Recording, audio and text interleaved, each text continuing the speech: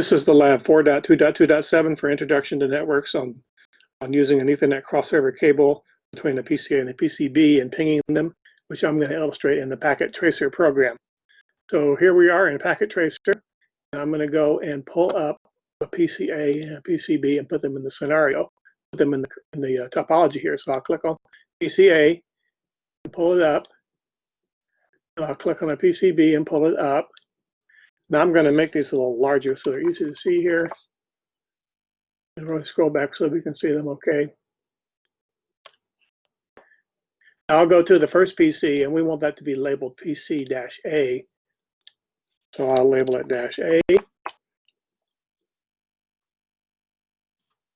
And then I'll go and do the same thing to PCB and label it PC-B so it matches the lab.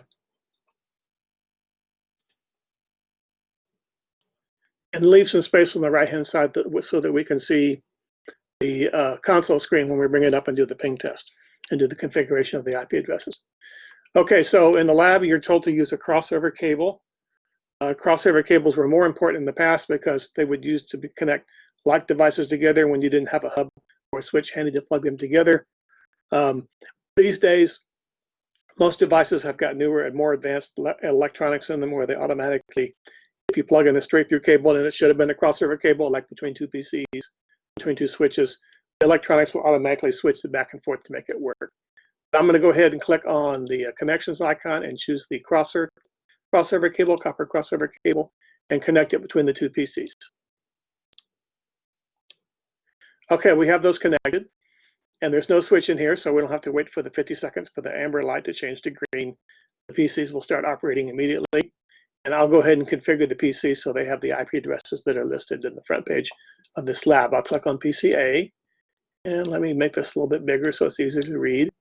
And I'll click on the Ethernet port, and the lab is specified to have an IP address of 192.168.10.1, and just like on a Windows machine, when I press Tab, it fills in the /24 style subnet mask, the 255.255.255.0.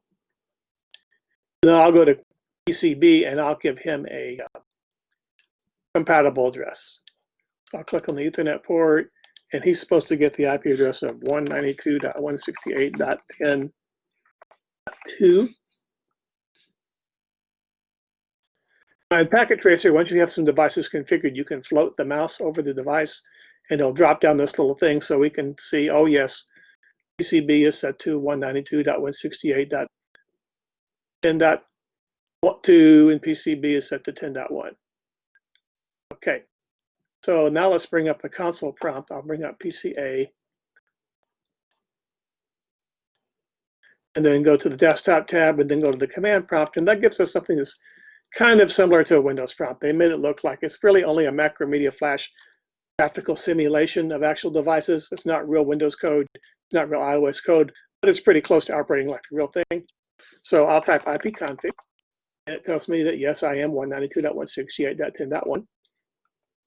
And let me see if I can ping my neighboring device, 192.168.10.2.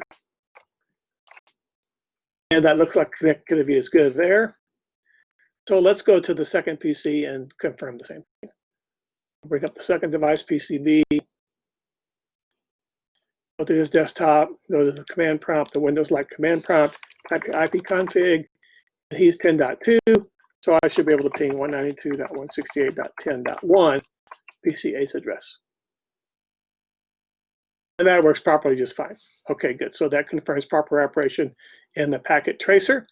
And you guys at Report actually Wednesday for the in-person lab, we'll do this on actual Windows virtual machines. With the patch panel connections, we'll plug the PCA and the PCB virtual machines together.